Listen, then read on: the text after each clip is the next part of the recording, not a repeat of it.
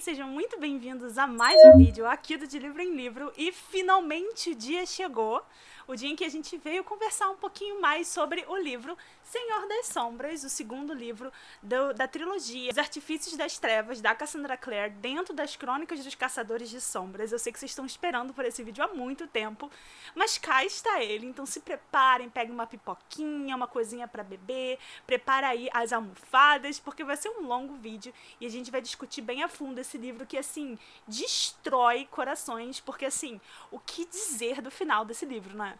Eu tenho certeza que vocês sofreram tanto quanto eu. Vamos conversar bem a fundo sobre tudo que aconteceu aqui, capítulo por capítulo, um pouquinho de tudo que eu achei, vou descrevendo todos os acontecimentos, então fica aí o alerta que tem bastante spoiler nesse vídeo. Então se você ainda não leu e você não quer pegar spoiler, ou se você não leu todos os outros livros na ordem de publicação da Cassandra Clare, pode ser que você pegue spoiler, porque eu vou traçando paralelos, às vezes, com as outras histórias. Porque esse vídeo faz parte do Projeto Codex, que a gente tá lendo todos os livros por ordem de publicação. Então, como que a gente começa esse livro aqui? A gente já começa vendo a dificuldade do Kit, que é um personagem que a gente conheceu em Dama da Meia-Noite, né? A dificuldade dele de se adaptar no universo dos Caçadores de Sombras. O resto dos Blackthorn, eles estão ali tentando, né? Dá pra ver que eles estão tentando respeitar o espaço do Kit, né? Respeitar o tempo dele de ir aos poucos se adaptando a tanta coisa nova. Ele cresceu ouvindo mal dos Caçadores de Sombras e agora o pai morreu e ele tá sendo obrigado a viver com eles num instituto. Então a vida dele virou de cabeça pra baixo. E você consegue ver o respeito dos Blackthorn em relação a isso, ao espaço que eles estão dando pra ele, mas acaba passando um pouquinho como indiferença pro Kit. Rola toda aquela cena inicial ali do Jace, né, querendo também se aproximar dele, e o Kit ao mesmo tempo tentando ainda com essa mentalidade de fugir de que ele tá no lugar errado, então ele quer roubar coisas ali do instituto pra conseguir vender, né, no Mercado das Sombras, e aí conseguir montar meio que a barraca dele lá no Mercado das Sombras, porque ele ainda não consegue se ver como um caçador de sombras, mesmo sabendo que ele é um. E é muito legal ver como o Kit, assim, não tá nem um pouco interessado no Jace. Ele fica ali, o Jace tentando conversar, explicar um pouco dos Herondale pra ele, né, porque o Kit é um Herondale, e o Kit não tá nem aí, sabe? Tipo, só cala a boca, sai daqui, me deixa roubar as coisas. E eu acho muito legal, porque assim, eu acho que o Kit vai ser um dos Herondales menos insuportáveis dentro dessa família. É legal que nesse papo também o Jace menciona a Tessa, né, menciona o Will, porque o Kit fica preocupado com essa relação também, tipo, dessa família de tantos anos, que fez coisas ruins, mas fez coisas boas também. Então ele sempre menciona a Tessa pra mostrar como a família tem um seu lado bom, menciona o Will, que apesar de ser um saco, né, ele realmente foi uma boa pessoa. Ele também menciona o James, como eu mencionei ainda agora. E assim, gente, a gente já conheceu, o pessoal que tá lendo no Codex, a gente já conheceu o James em Crônicas de Bane, né? Teve uma memória dele ali. Mas assim, vocês apagam, tá? Apaga aquilo ali que vocês viram nas Crônicas de Bane, porque o James é incrível. Eu sei que a primeira impressão que ele deixou nas crônicas não foi uma boa primeira impressão. Ali realmente é um momento muito caótico da vida dele. Vocês vão entender mais o que tá se passando com o James quando a gente for pra Corrente de Ouro, Corrente de Ferro, né, que são as últimas horas. Mas assim, apaga aquilo ali, tá? Tipo assim, não apaga porque é importante você ter informações, mas o James não é aquilo, tá? E aí logo depois dessa cena rola, né, uma cena típica de Caçadores de Sombra fazendo finalmente o que eles têm que fazer, sabe? Caçar demônio. Porque não são muitas vezes que a gente vê especificamente a patrulha, nem nada. Eles estão sempre envolvidos com coisas muito maiores e anjos e coisas que, né, de fato não é a função deles ali, que é caçar demônio, né? Então a gente tem essa cena ali do Julian, da Emma, da Cristina e do Mark, eu acho. E fica uma tensão super bizarra ali. Eu adoro essa cena, principalmente porque a gente acabou de terminar um livro no maior ápice, né? Que é, no caso, a Emma conversando ali com o Mark de que eles vão ficar juntos, sabe? Fingir que estão juntos. Na verdade, o Mark falou assim, não, por que a gente não fica junto? E a gente fica na maior atenção, né? No final de Dama da Meia-Noite.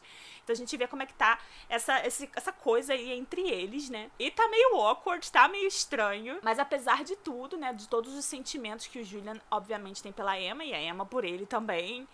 E aquela coisa meio não dita ali do Mark e da Cristina, e tá uma confusão do caramba aí. O Julian e a Emma realmente funcionam muito bem juntos como para a batalha. Eles estão muito acostumados a lutar juntos. E essa cena de ação e um ajudando o outro, eu achei muito legal. É legal também porque a gente vê que a Emma, apesar de tudo, não mentiu pra Cristina. Ela conversou com a Cristina dizendo que tudo aquilo entre, né, ela e o Mark era de mentira, era por causa do Julian. Então a Cristina tá ciente, então a gente não tem aquela competição, né, feminina, não rola. Toda essa questão relacionada a essa patrulha é porque aparentemente os demônios marinhos, né, acabaram saindo do mar, estão saindo do mar e atacando mundanos na costa. E não era pra eles saírem, eles não tinham esse hábito de sair, eles sempre ficavam no lugar deles. Era uma coisa que os caçadores de sombra estavam sempre de olho, mas nunca tiveram de fato muitos problemas em relação aos demônios marinhos. Um ou outro saía, mas não nessa quantidade que tá tendo ultimamente. E aí até a Claire e Jace, né, ainda estão no instituto. Quando eles chegam lá da patrulha, eles acabam conversando sobre isso. E eles acham que a causa é o Malcolm. Porque o Malcolm, ele foi ejetado, né, lá naquela caverna pro mar, o corpo dele junto com o volume dos mortos. Então eles estão achando que alguma coisa relacionada a isso tá fazendo com que os demônios marinhos saiam do mar. Talvez o volume, sabe? O livro. Só que por causa dessa confusão desses demônios marinhos saindo e atacando os mundanos, a Clave está mandando mais centuriões para poder investigar, além do Diego Perfeito. E o Julian fica desesperado, né? Porque isso significa que vai ter mais gente no instituto, um monte de caçador de sombra. E a elite dos caçadores de sombras, né? Supostamente, que são os centuriões, hospedados lá para poder investigar essa quantidade de demônio que anda saindo. E ele fica morrendo de medo por causa do tio Arthur, né? Porque, na verdade, quem dirige o instituto, é o Julian. E aí são mais pessoas ali pra botar o olho, ver o que tá acontecendo, pessoas que vão querer se reportar ao chefe do instituto. E o Arthur tá em outro mundo, sabe? Então o Julian fica desesperado com a possibilidade de pessoas descobrirem que é ele que tá à frente do instituto. E a Claire e Jace não vão poder ficar lá, obviamente, porque a Cassandra Clare não ia botar eles de novo como ali junto com os protagonistas resolvendo tudo, né? A série deles foi lá, Os Instrumentos Mortais, então eles aparecem, fazem coisas importantes, ainda tem um papel importante na história, mas eles não são mais os personagens principais. Porém, eles não vão poder ficar lá, porque eles vão pro Reino das Fadas, aparentemente, pesquisar alguma coisa relacionada ao Sebastian, porque o Sebastian provavelmente deixou uma arma com o povo das fadas, e eles precisam encontrar isso, na verdade, com a corte Ancili.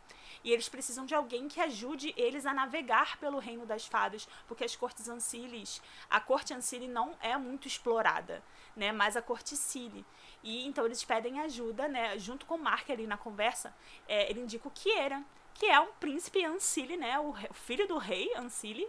Então ele talvez pudesse ajudar um pouco com a disposição dos lugares no mapa para poder ajudar o Jace e a Claire a se guiarem lá dentro e encontrar a arma que eles estão procurando. E com toda essa questão dos centuriões vindo para um instituto, a Diana, que é a tutora deles e sabe o que tá rolando, sabe, com o Julian e o Arthur e tudo mais, ela fala pro Julian ir pro Mercado das Sombras tentar encontrar uma outra poção, porque o Arthur tomava uma poção que o Malcolm fazia, que ajudava ele a ter um pouco de lucidez em alguns momentos. Só que a poção acabou e o Malcolm tá morto, então ele não tem mais esse remédio. E aí o que acontece? O Julian vai e na verdade leva o Kit junto com ele, porque o Kit cresceu no Mercado das Sombras, né? Pra tentar encontrar alguém que faça essa poção que ajude o Arthur, já que os centuriões estão vindo pro instituto. E toda essa cena do Mercado das Sombras, ela é muito interessante e eu acho que ajudou muito. Ajudou mais pro Kit entender que apesar dele ter crescido no Mercado das Sombras, aquele não é de fato o lugar dele mais, porque ele mudou e ele descobriu a origem dele, assim como as outras pessoas, os outros seres do submundo que ficam ali também. Todo mundo sabe o que aconteceu com o Rook, a morte dele, todo mundo sabe da questão do Elson, do Anselm Nightshade também, o que fazia as pizzas e o Julian armou para ele poder ser preso e tudo mais, e o Kit está diretamente envolvido com essas pessoas, então isso acaba fazendo com que ele não tenha mais um lugar no mercado das sombras. E é por isso que eles acabam sendo expulsos de lá, eles não conseguem encontrar o que eles estavam procurando. Aquela cena da Emma e do Mark no quarto também conversando e abrindo o coração, eu achei muito legal pra gente conhecer um pouco da relação deles, pra gente realmente ver ali que não tem como ser algo romântico, sabe? Não tem como se transformar em algo romântico. Eles são muito amigos, eles se apoiam, eles são como se fossem irmãos. E eu gostei muito de ver esse lado da relação deles ali também. E logo depois aquela cena do telhado também, da Clary e da Emma. E tem umas coisas importantes aí. Aparentemente a Clary anda tendo visões da morte dela. Ela sabe que a morte dela tá se aproximando e ela anda tendo várias visões, mas ela não quer conversar com ninguém sobre isso. Até por isso que ela negou o pedido de casamento do Jace. A gente viu essa cena como uma cena extra, não foi? De Dama da Meia-Noite? Que ele pede ela em casamento. Ela negou porque ela sente que ela vai morrer e ela não quer que o Jace carregue isso. Ela já sabe que vai ser difícil pro Jace. Ela acha que vai ser mais difícil se eles estiverem casados. Então ela acaba negando isso.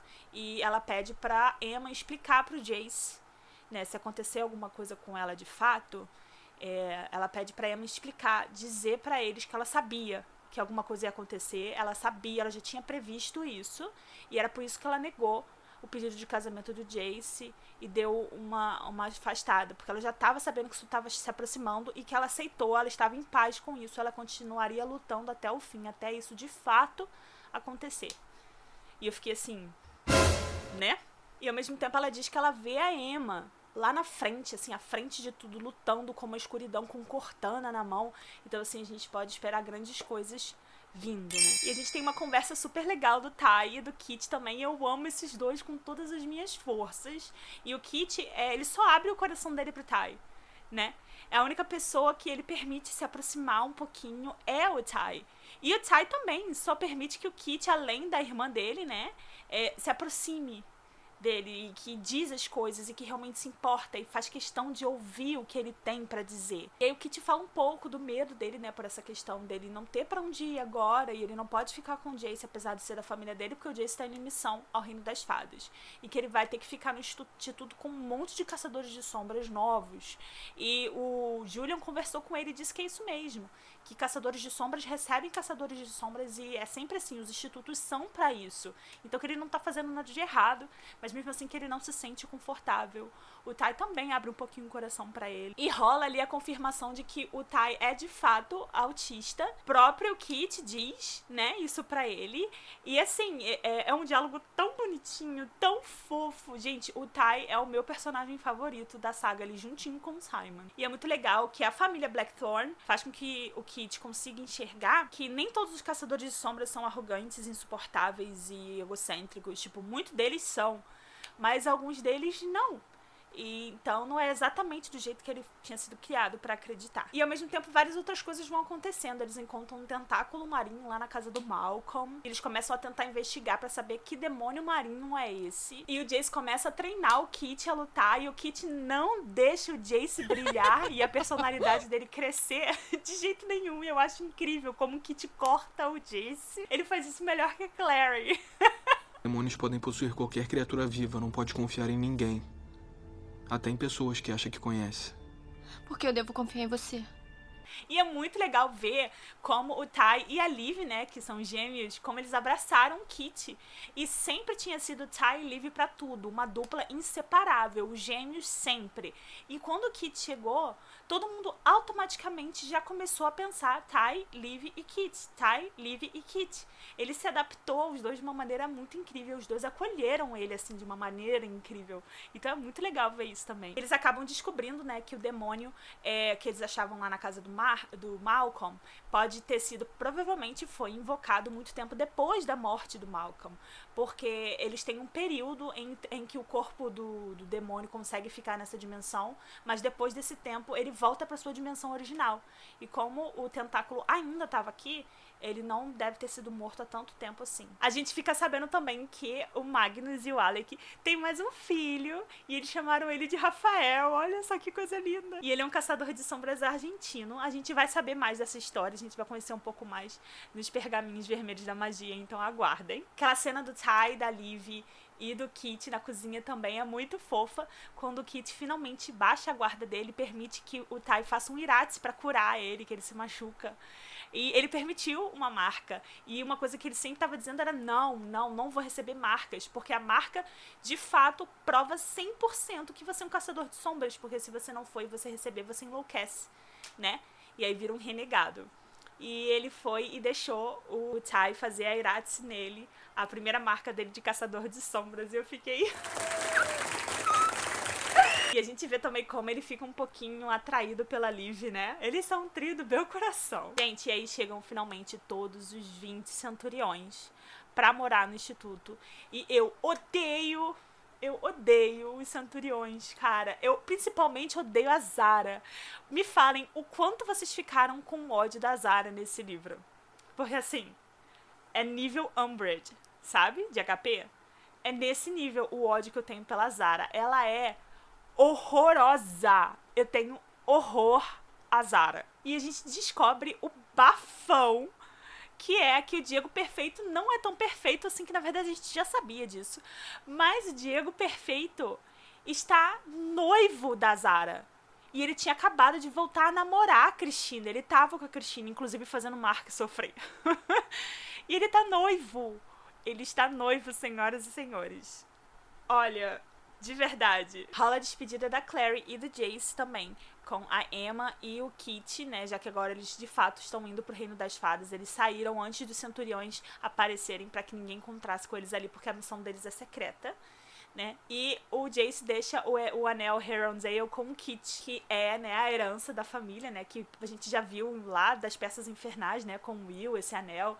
E aí passou pra Tessa, a Tessa passou pro Jace.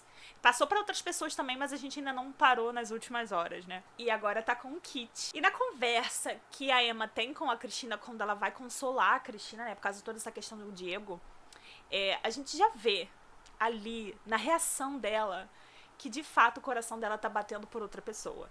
Porque assim, ela fica chateada, ela fica decepcionada com a atitude do Diego, mas ela não fica arrasada como ela teria que ficar se ela tivesse de fato totalmente apaixonada por ele, sabe? Então a gente já percebe que você gosta dele, você tem carinho por ele, pelas lembranças das coisas que vocês viveram juntos, mas você não ama mais ele, sabe? Agora, voltando pra falar mal da Zara, porque essa é um tópico que eu vou voltar bastante nesse vídeo, ele é muito suportável. E a maioria dos centuriões também são. Os discursos preconceituosos em relação ao submundo, em relação aos Blackthorn, a forma como eles tratam os Blackthorn como se fossem empregados deles, como estivessem ali só para servir eles, sabe? E de uma maneira extremamente ofensiva, dando ordens pra lá e pra cá, sem dar informação nenhuma. Tudo bem que a informação você até consegue entender em certo nível, apesar deles poderem, na verdade, soltar algumas informações para poder cooperar com o Instituto, eles trabalharem juntos. Você entende que eles não possam dizer tudo, mas assim, eles são completamente escrotos em relação a isso. Como eles trataram muito mal Mark, chamando ele praticamente ali de mestiço, de uma maneira péssima, ali na frente de todo mundo. Como eles querem classificar todos os membros do submundo e praticamente colocar uma coleira neles, como se fossem animais, sabe? E é muito interessante se você parar pra pensar na época em que o livro foi publicado, tem muito a ver também com o período político dos Estados Unidos na época, né? Com as coisas que estavam acontecendo, com toda aquela questão do governo Trump e afim, sabe? Que teve aquela questão do muro pra tirar todos os latinos, os mexicanos, lembra de toda daquela questão? Os imigrantes nos Estados Unidos e tudo mais. Dá pra traçar esses paralelos, né? E a Cassandra Clare faz muito isso. Ela retrata nos livros muitas coisas que estão acontecendo na vida, no nosso mundo, sabe? E se a gente acha tão absurdo no livro, a gente tem que achar mais absurdo ainda na vida real, né? Isso poderia ter sido até uma crítica não muito bem velada que ela tinha colocado no livro. Tem, na verdade, uma quote super interessante relacionada a isso na página 91. Deixa eu ler aqui pra vocês. Eu marquei. É um diálogo do Mark com a Cristina. E eles estavam falando das coisas que os centuriões, e principalmente as Zara, estavam falando durante o jantar, sobre a paz fria e tudo mais. Aí o Mark vira e fala: Quando uma decisão como essa é tomada por um governo, encoraja aqueles que já são preconceituosos a verbalizarem seus pensamentos mais profundos de ódio. Eles supõem que são simplesmente corajosos o suficiente para falarem o que todos realmente pensam. E é exatamente isso. Quando você dá o lugar e dá voz a um governo que propaga algumas frases, palavras de ódio, você está encorajando pessoas que pensam igual ou pior do que ele a terem voz também e dizer que, então todo mundo votou, essa pessoa ganhou. Todo mundo pensa assim, só que ninguém tem coragem de falar, né? Então, cuidado na hora de votar. Destacando aqui também alguns personagens que a gente conheceu lá na Academia dos Caçadores de Sombras, que eles aparecem aqui. Por exemplo, o John Cartwright. Vocês lembram dele? Era um insuportávelzinho que depois melhorou, ficou uma pessoa um pouquinho melhor. Acho que foi só ele que apareceu, mas eu olhei o nome, lembrei, e aí é isso. E a cena do Kit tentando fugir, tá impedindo ele, indo atrás dele, dizendo pra ele ser o parceiro do Sherlock Holmes, que ele seria o Sherlock Holmes, e o Kit seria o Watson dele. Muito fofo! E o Ty, como sempre, muito observador, ele tá achando estranho, tá achando que os centuriões estão lá pra algo além do que de fato investigar sobre esses demônios marinhos. Então ele tá tentando descobrir, ele quer a ajuda do Kit pra isso, porque o Kit tem toda essa coisa meio de que foi cresceu ali no mercado das sombras, cauteloso pra poder ser um bom espião. É muito legal que com isso ele dá um propósito pro Kit. O Kit estava sem um propósito. Tudo que ele pensava era tentar sair dali e viver uma vida longe dos caçadores de sombra. Ele não sabia exatamente o que fazer. E o Ty deu um propósito pra ele. E mais uma vez aquelas cenas angst que acabam com a nossa sanidade do Julian e da Emma do lado de fora do instituto, conversando sobre os seus sentimentos, não conseguem mais segurar, e eles acabam se beijando loucamente no meio de uma tempestade. Aí o Gwen aparece, da caçada selvagem, né, pedindo ajuda do Mark, porque aparentemente Kieran foi considerado responsável pelo assassinato do Yarlat, que foi aquela fada que açoitou o Julian, a Emma, e que esteve envolvido nos assassinatos junto lá com o Malcolm. Ele foi considerado como um traidor dos seus e agora foi sentenciado à morte. E o Wynne aparece lá pra pedir ajuda do Mark pra salvar o Kieran, já que ele não pode. Só que o Mark ainda tá extremamente irritado com a traição do próprio Kieran, né, que resultou naquela questão toda do Julian e da Emma. Então ele fica meio assim, dizendo que não vai. E apesar dele ainda ter sentimentos pelo Kieran e tudo mais, ele prometeu que acabou tudo entre ele e o Kieran, e ele se recusa a ir. E eu acho absolutamente tudo o Gwyn se interessando pela Diana. Gente, outro chip muito querido no meu coração. Só que mesmo se recusando na frente de todo mundo, o Mark acaba cedendo e ele vai depois atrás do Kieran, só que ele vai escondido. E aí rola toda aquela treta, né? Porque podendo ir junto, sabe? Podendo conversar, não. Ele resolve ir escondido.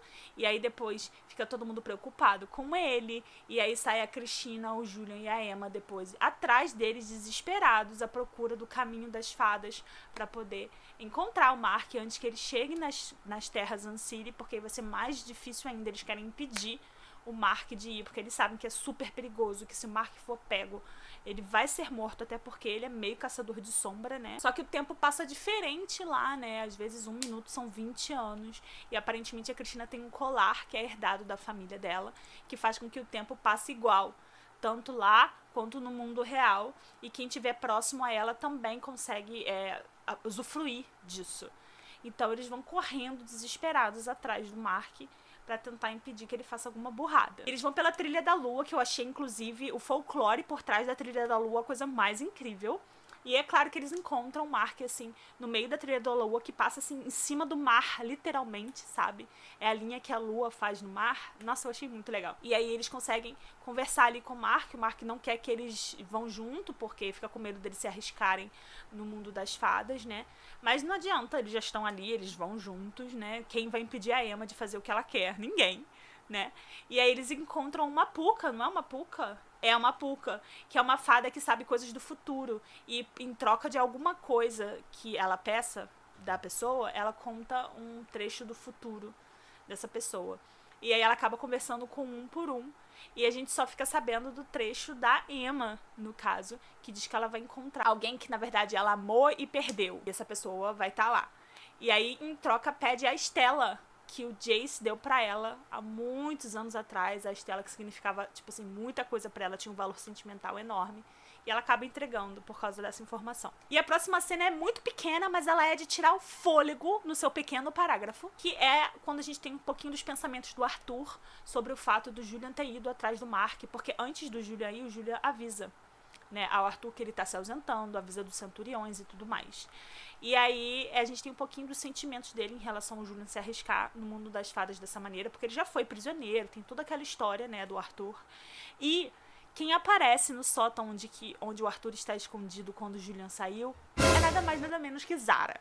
Ou seja, Zara agora sabe do estado mental em que o Arthur está, o que coloca em risco todos os Blackthorn, basicamente, e o próprio instituto. Quando o grupo chega lá no Reino das Fadas, eles percebem que tem alguma coisa muito errada, porque as runas não funcionam, a espada serafim não funciona, então nenhum dos poderes angelicais deles estão funcionando lá. E não é pra ser assim. É pra funcionar em tudo, até nas dimensões demoníacas os símbolos funcionam, apesar deles queimarem mais rápido, sabe?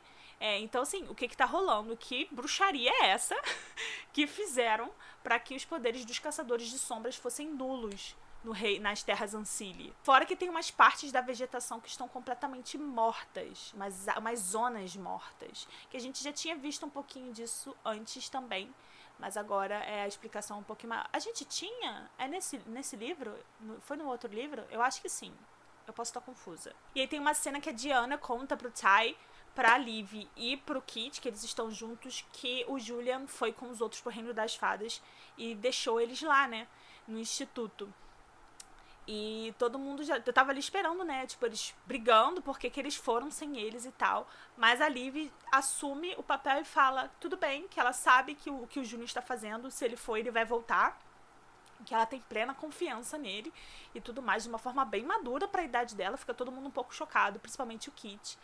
E aí depois o Kit conversa com a Liv, e ela fala que quando o Julian não tá, ela sente que ela precisa assumir o papel do Julian, que o papel do Julian é um papel muito difícil na família, e ela reconhece isso, mas ela sabe que por ser a mais velha, quando o Julian não está, esse papel recai sobre ela, e ela tenta meio que imitar o Julian, ser sempre confiante, calma, acalmar os outros, se manter calma para que os outros não fiquem nervosos.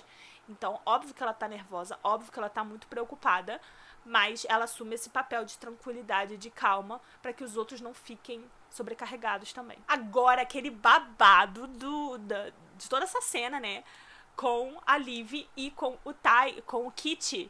Eu não lembrava que o Kit e a Liv se beijavam. Eu não lembrava dessa cena. Então eu fiquei, tipo, chocadiane quando isso aconteceu.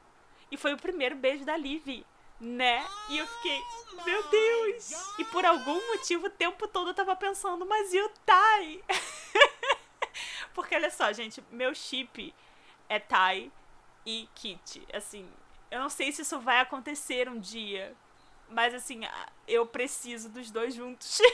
Depois, quando eles vão na calada da noite atrás da Zara, né, pra tentar descobrir o que tá rolando, e aí eles descobrem, na verdade, o plano da tropa por trás disso tudo. Realmente eles não estão ali só pelos demônios. A tropa é um grupinho radical dentro dos centuriões, né, dentro da clave, e que só vem piorando ainda mais depois de tudo que aconteceu com o Sebastian. E é uma versão piorada dos ideais do Valentim, sabe? Eles são militares ferrenhos, eles estão infiltrados, né, ali dentro da clave e podem causar, tipo, um estrago muito maior do que todo mundo acredita. E eles querem ali, no caso, assumir o Instituto de Los Angeles, eles querem tirar o Arthur da jogada pra assumir e ter um poder maior sobre todos os caçadores de sombras dessa região. E, tipo assim, é tipo um cadastro total pra vigiar absolutamente todo mundo, sabe? Quem são, quais são seus graus de parentesco, sua família, onde você mora, o que você faz, pra controlar e acabar com qualquer tipo de liberdade que eles tenham. Tipo assim, é horrível. Aí a gente volta pro Reino das Fadas e tem toda aquela cena do Mark com a Cristina na festa, que, gente, babadeira. E por causa do que a Cristina consumiu, ter ficado tão encantada lá com as coisas das fadas, ela acaba contando pro Mark que, na verdade, isso tudo tá acontecendo entre a Emma e ele. O Julian está apaixonado pela Emma e a Emma tá tentando acabar com isso. O Mark fica chocadíssimo por causa da situação dos dois e porque ele não quer ser um instrumento da dor do Julian. Ele não quer que a Emma use ele para que o Julian sinta dor e aprenda, sabe? Então ele fica muito mal. A cena do Julian com a fada também, quando ele encontra aquela fada que assume a aparência da Emma, e ele beija ela, né, a fada, e a Emma ao longe vê, só que não vê que a fada tomou a aparência dela, só vê uma fada. E aí ela fica chocada, tipo, então ele não tá tão mal assim, porque ele tá beijando fadas. É tudo muito ridículo, né? Mas eu sofro tanto. E aí, depois nessa confusão com as coisas que o Ty, a Liv e o Kit descobriram sobre os planos da Zara e o fato do Julian não estar lá, eles recorrem ao Arthur pra contar pra ele, já que ele é o chefe do instituto, que quais são os planos da tropa, o que eles querem, que querem destituir o Arthur. Só que quando eles chegam lá pra conversar com o Arthur não tá muito bem. E aí o Arthur acaba falando pra eles, por que vocês não falam isso pro Julian? Porque assim, não sou eu que dirijo o instituto, eu nunca dirigi esse instituto, é o Julian. E aí finalmente o segredo do Julian tá jogado aí, porque ele nunca quis que os irmãos soubessem disso. Ele queria que os irmãos pensassem que era o Arthur fazendo tudo e não o Julian. E a Diana entra depois, né, pra conversar e explicar toda essa situação pra eles. E os irmãos ficam pasmos com o peso de tudo que o Julian carregou durante todos esses anos, desde que ele era, tipo, quase praticamente criança, né? E o quanto ele tinha responsabilidade. Ele tava, tipo, coordenando um instituto de uma região inteira. E tudo sempre deu muito certo, mas tava tudo nas mãos dele, sabe? Além da família inteira. E fica todo mundo muito chocado. E para tudo, pra cena da corte Ancilian, em que eles finalmente, de fato, entram na corte, né, pra poder salvar o Kieran. Primeiro de tudo, que ambientação primorosa. Cassandra Clare, perfeita rainha. A ambientação perfeita. O rei que tem metade do rosto humano, metade do rosto de monstro. Toda a ambientação, tipo, a vibe do lugar, a música, as pessoas, a corte, sabe? O teatro meio dramático, meio horroroso. A genialidade do Julian ludibriando o rei Ancili. Essa cena. O Julian é um dos personagens mais assustadores. Porque, assim, ele é genial de um nível que, tipo, ele consegue manipular qualquer pessoa e qualquer coisa pra conseguir o que ele quer, sabe? Então, é assustador. Vocês não acham o Julian assustador? Porque eu acho. A Emma acha o Julian assustador. O Kieran torturado. E o Julian consegue uma disputa entre dois campeões pra poder libertar o Kieran, né? E a Emma vai como campeã pra lutar. Quando o duelo começa, eu acho muito engraçado e muito legal. Uma autorreflexão muito importante e humilde da Emma, de pensar que como ela tá lutando ali sem as marcas. E como os caçadores de sombras passaram a ser dependentes das marcas angelicais para fazer as coisas. E como eles não deviam, sabe? Eles deviam treinar a própria força sempre, a própria velocidade, o próprio silêncio, o cuidado, todas as coisas, independente das marcas. Porque eles nunca se viram numa situação em que as marcas não funcionassem. Mas isso faz uma vulnerabilidade enorme neles. E eles são a força ali contra qualquer força demoníaca, sabe? Eles são ali a barreira. E eles têm essa vulnerabilidade gigante que o rei Ancili tá tentando, né, agora explorar isso. Então, assim, toda essa reflexão é muito interessante. E todo o fato de que ali no meio do duelo, quando tira o elmo do guerreiro, na verdade era o pai dela. E ela fica ali sem reação, e aí é o caos. Porque ela não consegue lutar contra o pai dela, né? O rosto do pai dela ali, e ela acha que é o pai dela de verdade. E aí o Mark corre pra tentar salvar o Kieran. E aí, de repente, bolas de fogo. E aí uma correria do caramba. Essa cena, tipo assim, é o babado. E eles conseguem fugir. O Julian captura o filho do rei, o outro. Como é que é o nome dele? O Eric. Né? O filho favorito. Coloca a faca no pescoço dele pra eles conseguirem fugir. Olha, gente, Julian, assustador. E aí eles são resgatados. Na verdade, a gente descobre que eles estavam sendo resgatados pela Nenê, que é a tia do Mark, né? Irmã da mãe do Mark, que era uma fada da corte Cilly. E ela aparece lá, ela tava meio que acompanhando o trajeto deles pra tentar proteger o Mark. E ela consegue salvar todos eles e levar pra corte Cilly. E lá eles cuidam do Mark, cuidam dos feridos, do Kieran, né, principalmente, que tá bem machucado. Toda essa cena aí de repouso momentâneo deles na corticile, o Julian depois ali no quarto sozinho com a Emma, prestes a jogar tudo pro alto. A tensão que fica nessa cena, gente, a tensão deles dois deitados conversando, e tipo, um parece totalmente indiferente, e depois quando a gente vê o outro ponto de vista, a gente fica, não dava pra perceber que ele estava tipo pegando fogo por dentro, sabe? Eu fico chocadíssima. Galerinha, desculpa a interrupção aí no vídeo, é porque eu esqueci de mencionar alguns fatos. Na verdade, eu troquei a ordem de alguns acontecimentos e agora o próximo clipe eu tô falando de tudo que tá acontecendo aí paralelo à Corticile, a confusão lá no instituto, quando o Malcolm, a gente descobre que na verdade ele não morreu e ele ressuscitou e voltou com tudo para poder invadir e conseguir o sangue dos Blackthorn. Ok? Só para explicar direitinho, porque ficou meio confuso aí, vai ficar meio cortado o clipe. O Malcolm foi invadir o instituto. Então rola uma batalha ali na frente do instituto, porque ele invade com os monstros marinhos, pedindo um sangue Blackthorn. Ele vai atrás dos Blackthorn porque ele precisa disso para poder completar o feitiço. E aí quando ele chega lá atrás do sangue Blackthorn, a Diana despacha, né, depois da batalha toda, né, a Diana vai e despacha todos os Blackthorn para Londres o mais rápido possível por um portal, porque ela fica morrendo de medo dos centuriões entregarem eles, porque era, tipo assim, muito capaz, né, então a família Blackthorn foi exilada para Londres, né, eles foram correndo para lá para se protegerem dos centuriões, menos o Arthur, né, o Arthur ficou realmente, e aí foi e se entregou pro Malcolm. Rola depois a cena da Rainha Ciri lá conversando com o Julian e mostra no espelho da vidência, que me lembrou muito o Senhor dos Anéis. Sabe? A cena dos élficos com o espelho, com Galadriel, lembra? Vocês assistiram Senhor dos Anéis? Então me lembrou muito, remeteu na hora a cena. Mas é muito interessante ver o Julian com a Rainha Ciri, porque é o jogo de manipulação nível hard, sabe? O último, next level. Totalmente. Porque eu não consigo saber quem é mais manipulador. Se é a Rainha Ciri ou o Julian. E o fato de que o Julian, ele tem quantos? 17 anos, sabe? E tá ali cara a cara, juntinho, no mesmo nível da Rainha Ciri em manipulação. E, gente, é a Rainha Ciri. Ela tem todos os anos do mundo, sabe? Ela é uma fada. Ela was born to manipulate. E aí, no espelho da vidência, a Rainha Ciri mostra o Arthur se sacrificando pela família, pelo sangue Blackthorn. Mostra o Malcolm conseguindo ressuscitar a Annabel Lee. E o karma de que assim que ela volta à vida, ela vai e mata o Malcolm. E rouba o volume negro pra ela e foge. E a rainha quer fazer uma barganha ali com o Julian, porque aparentemente ela sabe como acabar com a maldição Parabatai, né? O elo Parabatai dele e da Emma. E ela tá tentando usar o amor dele pela Emma, né? Pra manipular ele. E rola toda aquela cena, né? Também no dia seguinte, todo mundo se encontrando lá no salão da rainha. E o Julian lá parado, todo posudo.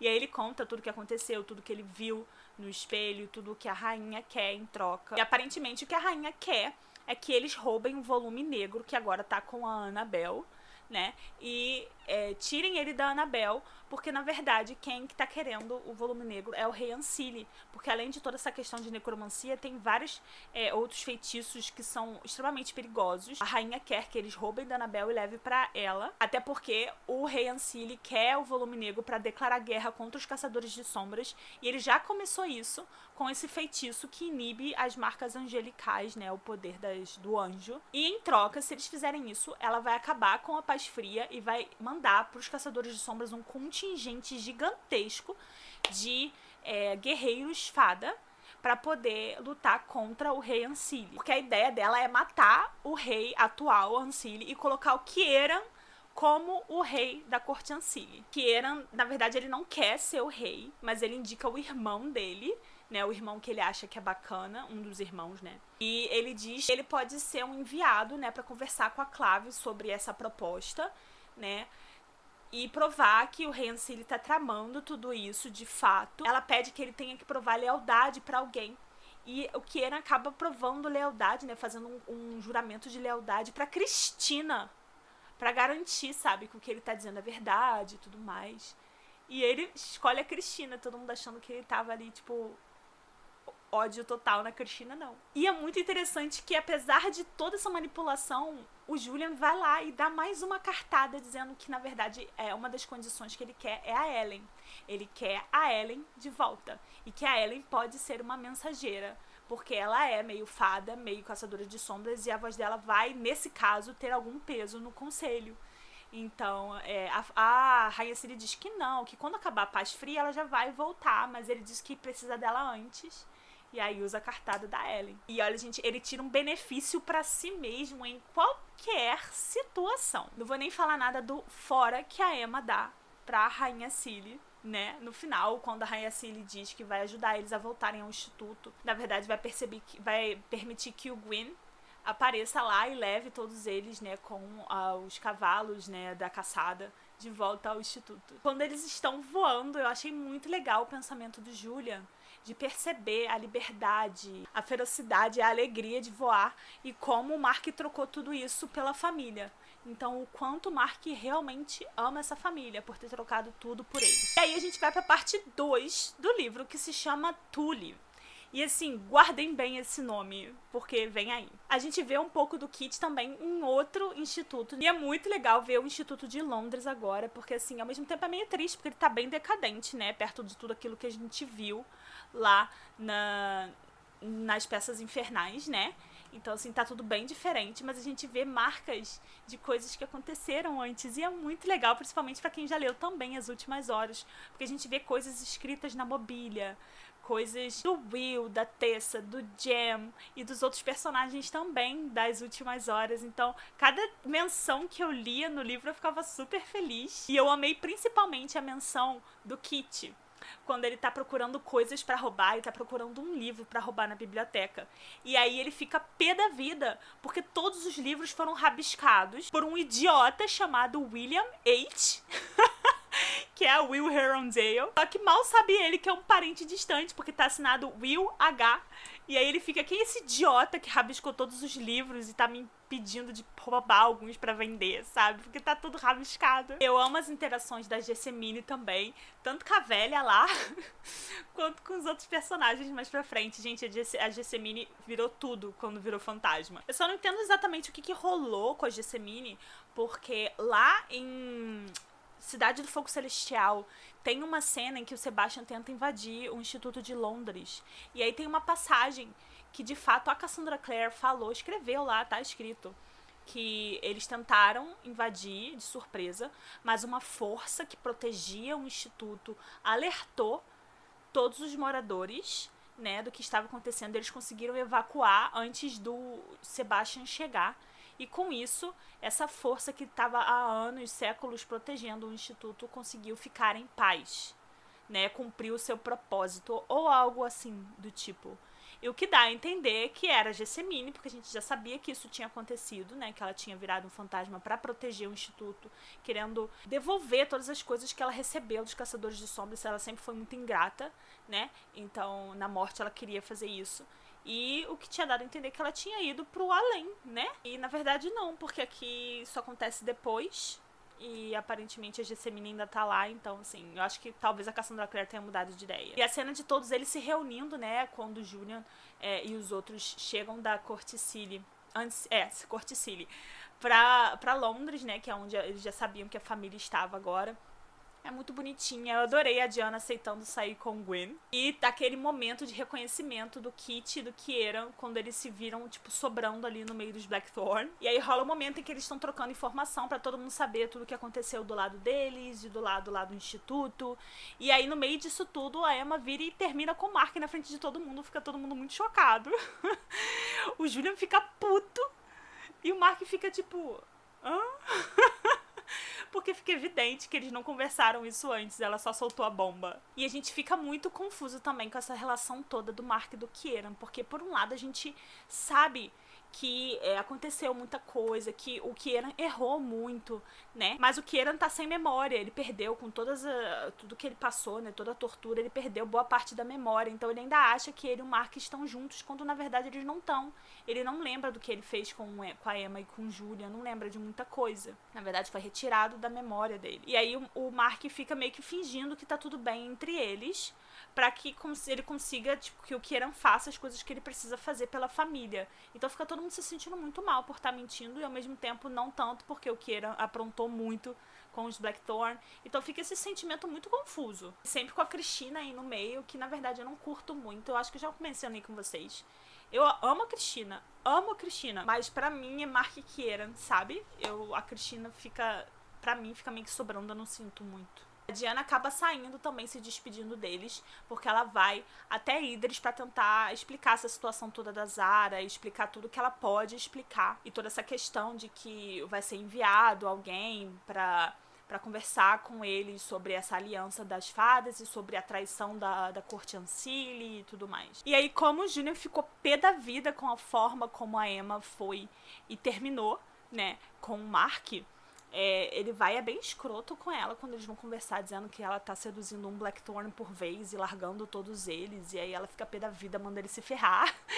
E, tipo assim, situação, tipo, caótica também. E mais uma vez, o Ty marca o Kit. Ele deixa o Ty fazer uma marca, aquelas que nunca saem, sabe? A marca de vidência, que vai ajudar a ver por trás do véu e por trás de todo o encantamento. O Kit já vê, mas mesmo assim não é. Ele não vê tudo que ele poderia ver porque ele não tem a marca de vidência, né? E aí ele permite que o Kit faça. E com isso ele passa a ver a Jessamine. Ele finalmente pega toda essa parte do poder que ele tem por ser um Herondale, porque os Herondale veem fantasmas. E aí ela começa a conversar com ele mais, eu amo os papos dele com a Jessamine, e explica pra ele sobre o Malcolm, sobre a casa dele na Cornualha, e que é um lugar por onde provavelmente a Annabelle pode ter ido, porque, né, eles construíram essa casa juntos. E foi fofo o Kit perguntando sobre o pai dele, né? Tipo, você viu meu pai, você encontrou ele por acaso aí no pós-vida? E aí ela explica que não é assim que funciona e tal. Dá uma dorzinha no coração por ele. E a cena da conversa da Liv pro Julian, dizendo o quanto que ela se orgulha dele por tudo que ele fez e que ela reconhece o peso que ele tinha nos ombros. E o Julian se sentindo muito aliviado, sabe? Porque ele achava que eles ficariam com remorso dele, sabe?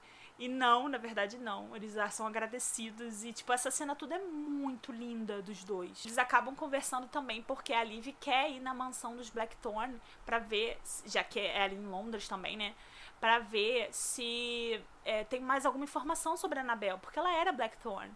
Então ela quer ir lá na propriedade da família pra poder investigar. E o Julian tava meio assim de deixar ela ir, mas ele acaba permitindo que ela vá. Enquanto isso, o Julian, Emma e Cristina vão pra Cornualha pra tentar investigar um pouco da casa, né, do Malcolm. Mas aí a gente descobre o feitiço de amarração, né, porque quando o Mark foi pra aquela festa lá na corte, no meio da Terra das Fadas, junto com a Cristina, acabaram participando ali sem querer de um feitiço de amarração. Uma fada aleatória amarrou um negócio no pulso deles. E aí agora a Cristina não consegue ficar longe do Mark. E aí a Cristina tá indo pra Cornualha com eles, né? E simplesmente tem que voltar, porque o pulso dela tá em chamas, ela tá quase explodindo ali. E o Mark também em casa, então ela é obrigada a voltar.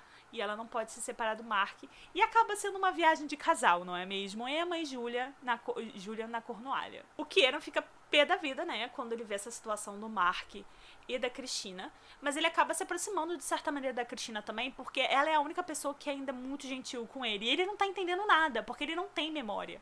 Então ele não tá entendendo por que todo mundo é tão frio. Ele já espera um comportamento diferente dos Caçadores de Sombra. Então, assim, não é totalmente diferente, sabe? Não é uma coisa que, meu Deus, é muito gritante. A forma como todo mundo me trata mal, deve ter alguma coisa aí, sabe? Porque ele já espera um tratamento diferente dos Caçadores de Sombras. Mas tem alguma coisa e ele percebe como as pessoas são frias com ele. E a Cristina não. Então eles acabam se aproximando um pouquinho mesmo assim. E quando a Diana chega em Idris pra conversar, né, também com a consuleza, né, sobre tudo que tá acontecendo. E aí ela encontra até como é que é o nome dele? Manuel, que é dos centuriões, né, lá da tropa. Ele tá trabalhando agora em Idris. E aí ela vai conversar com a consuleza. E aí ela conta um pouco da Zara, que na verdade a Zara tá ficando famosa por feitos que ela não participou. Porque, inclusive, ela tá levando a fama por ter sido a responsável por matar o Malcolm.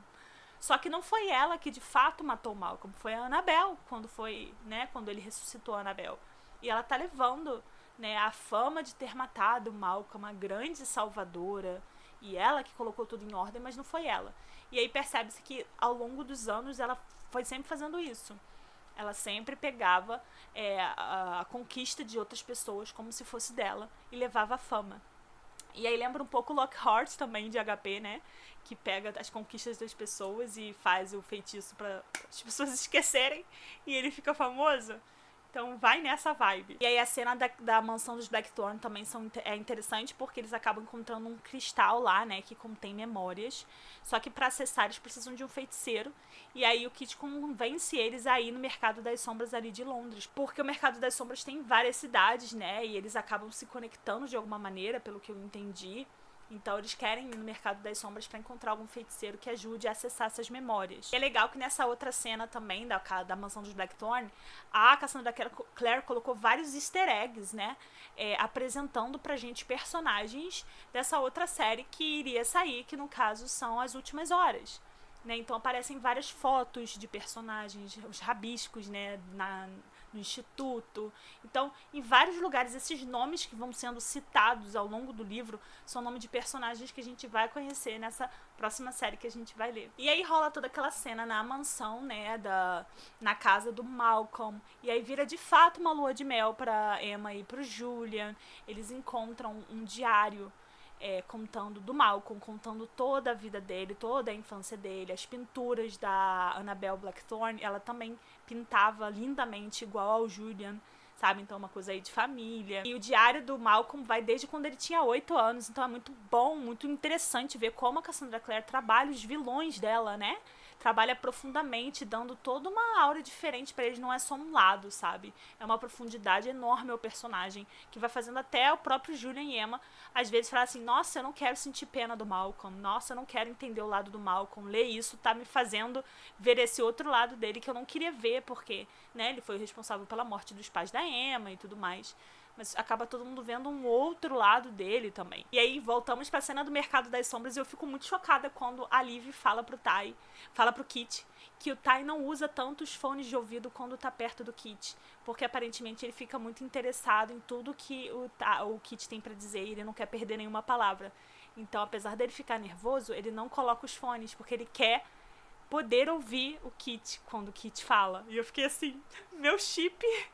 E o Kit, mesmo percebendo que apesar de ter beijado a Liv lá atrás, ele não se vê fazendo isso, porque ele veria como se fosse uma traição ao Ty, de alguma maneira. Então, assim, meu chip está preparado. Lá no Mercado das Sombras, eles se esbarram com a responsável pelo Mercado das Sombras, que é a Hypatia Vex. Isso, Hypatia Vex. Vocês vão ver mais dela também em As Últimas Horas, ela vai aparecer mais. Mas aí ela já aparece, né, dando uma introdução ao personagem. E eles encontram um feiticeiro chamado Shade, que ajuda eles a verem, através do cristal, né, pelo cristalzinho, as memórias, que é uma memória péssima, né, da Annabelle sendo torturada por informações do Malcolm e do volume negro, né, que na época tinha sido roubado por eles. E aí aparecem alguns personagens nessa memória, que é o Dearborn, que é parente da Zara, essa família aí horrorosa. E tem um Herondale presente também, e o Kit fica, assim, extremamente triste por ter algum parente relacionado a essa história aí. E o Barnabás aparece, que é o grande responsável pelo Mercado das Sombras lá em Los Angeles, e o Kit usou o nome dele pra conseguir chegar, né, até o Shade. E ele aparece querendo tirar satisfação, porque disse que o Kit não é mais bem-vindo em nenhum Mercado das Sombras. E aí eles começam num confronto muito louco a lutar, e é uma loucura, meu coração tava sangrando, mas é claro que quem salva o dia, quando a gente pensa que está tudo terminado, a Liv foi machucada gravemente. Quem aparece pra salvar o dia é nada mais, nada menos que, digam vocês, quem sempre salva absolutamente tudo? Magnus Bane, isso aí. Ele aparece, salva todos eles e leva de volta pro instituto. Isso a gente volta pra Julian e Emma em sua lua de mel. E quem visita o Julian à noite é a Annabelle. Então ela aparece por livre e espontânea vontade e diz pra ele não seguir ela, diz pra ele que o volume está com ela, mas que ela não vai usar ele, que foi horrível o fato dela ter sido despertada, o fato dela ter, na verdade, desde que o Malcolm começou o feitiço, ela já despertou, então ela ficou presa no corpo dela, tipo, enterrada durante muitos anos. Até os séculos, né? Até finalmente o Malcolm conseguir completar o feitiço. Então foi uma tortura gigantesca para ela isso. E que ela tá mantendo o volume com ela porque ela não quer que as pessoas usem mais ele porque ele é horrível e tem feitiços horrorosos. Então, na verdade, a intenção dela é meio que boa, só que eles precisam do livro para poder impedir várias outras coisas de acontecerem. E ela diz que quem ajudou o Malcolm a obter o volume negro desde o princípio foi o Rei Ancili, porque ele já tá com esse plano para ir com os Caçadores de Sombras faz muito tempo. Toda essa cena do Magnus e voltando, né, Magnus, Ty, Kit, foi muito legal. O Kit, no final, na verdade o Ty, correndo pra soltar as fadinhas que estavam presas, né, que ele tinha sentido uma agonia enorme de ver as fadinhas sendo maltratadas lá no Mercado das Sombras, e soltou elas, e o Kit o Ty virando pro Kit e falando, você segura a Liv, só você segura a Liv, e o fato dele ter permitido que o Kit segurasse a Liv, tipo, a confiança que ele tem no Kit, sabe, a única pessoa que ele deixou tocar na Liv. E quando eles chegam no instituto e o Magnus tá tentando ajudar, ele fica insano, tipo, não encoste na minha irmã, você tá fazendo ela sofrer, né? E o fato, tipo, dele ter deixado o Kit encostar nela, eu fiquei tipo assim, meu Deus. E o Alec também tá lá no instituto, junto com os dois filhos, né? O Rafe, né, que é o Rafael, e o Max. E ele tá ali tentando acalmar as crianças enquanto o Magnus trabalha pra curar a Liv. Aí depois é muito fofa a cena da Cristina falando em espanhol com o Rafe, sabe? Como ele fica animado em falar espanhol. A conversa do Alec com o Kit sobre o Jace também, explicando que o Jace estava muito nervoso de conhecer o Kit, porque ele queria que o Kit gostasse dele, mas ele nunca ia deixar transparecer isso, porque o Jace é todo posudo, né?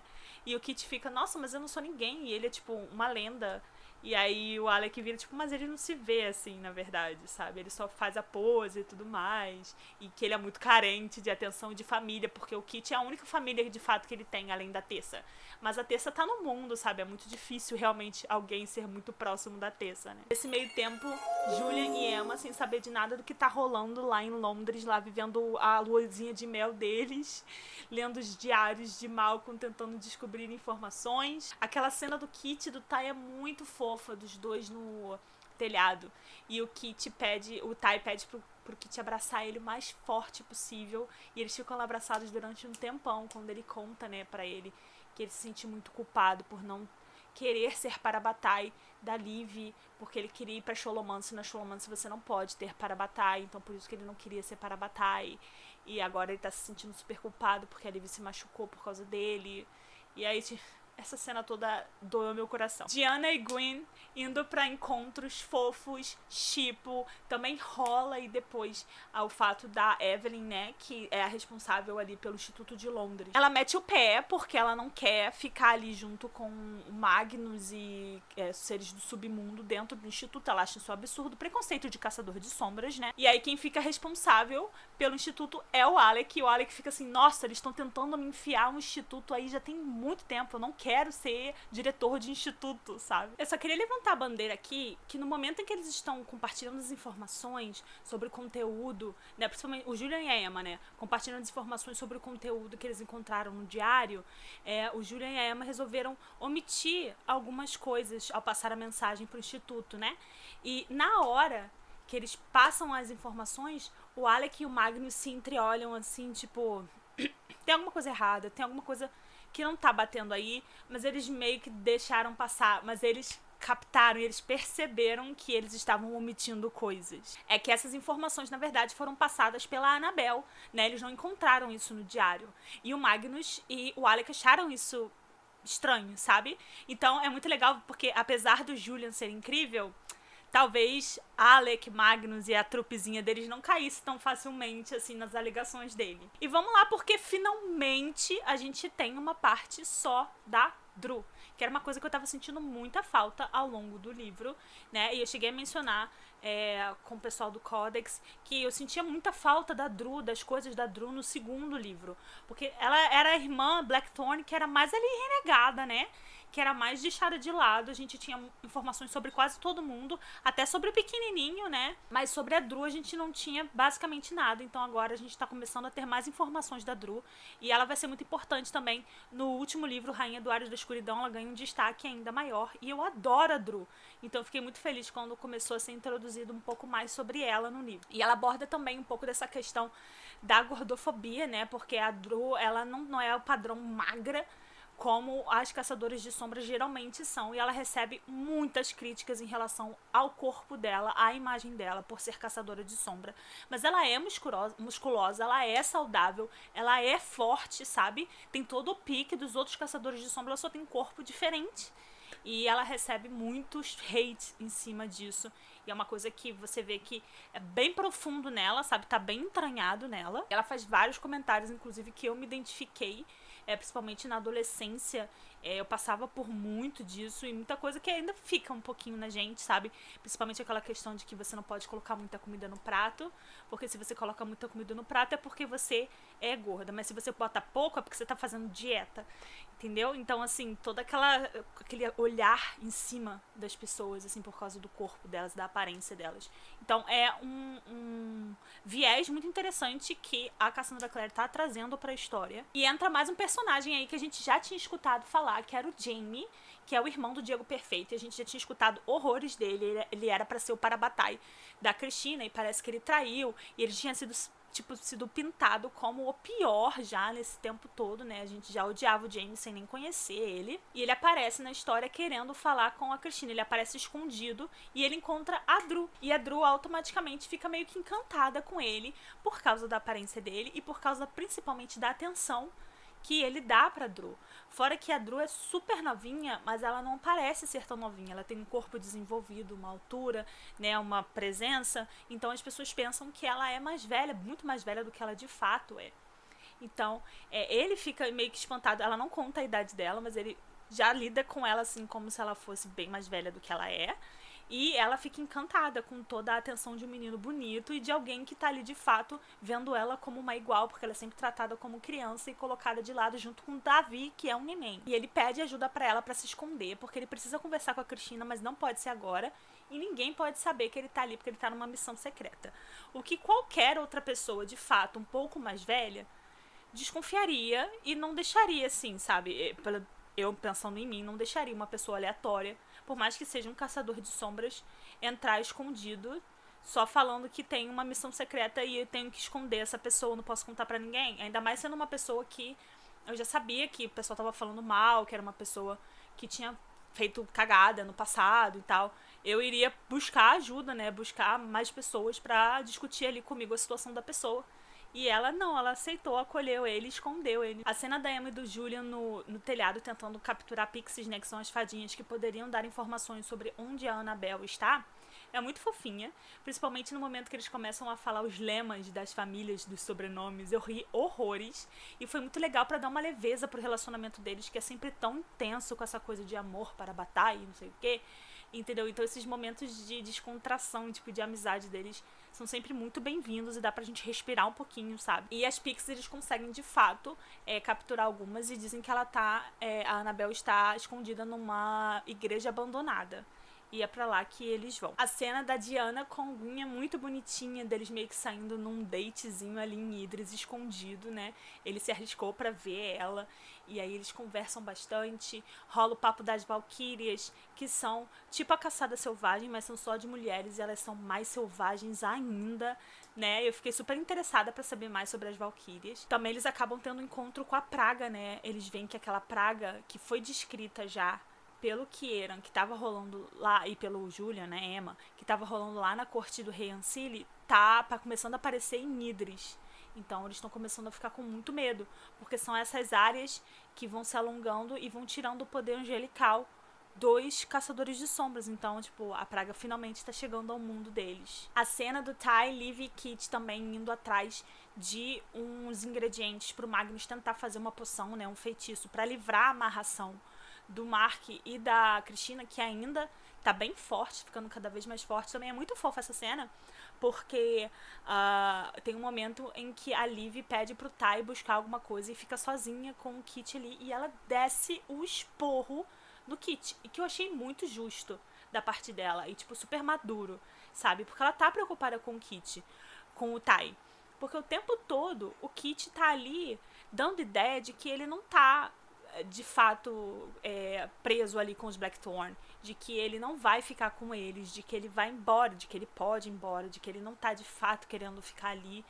E ele vai se envolvendo cada vez mais com o Ty, e o Ty vai abrindo cada vez mais as portas pra ele, de uma maneira que ele não faz com os outros, que ele já se resguarda do resto do mundo, sabe? Mas que ele tá dando todas essas oportunidades pro Kit. E o Kit tá ali, meio que preparado pra quebrar o coração dele a qualquer momento quando ele for embora, sabe? Fazer o Ty se acostumar com a presença dele pra depois ele sumir. E a Liv tá muito preocupada, então ela dá um esporro falando, olha, se você vai embora, você deixa isso claro e vá. Agora, se você vai ficar, você fique, sabe? Para de ficar brincando, de que vai, volta, fica, não vai, o que vai fazer, vai fugir, entendeu?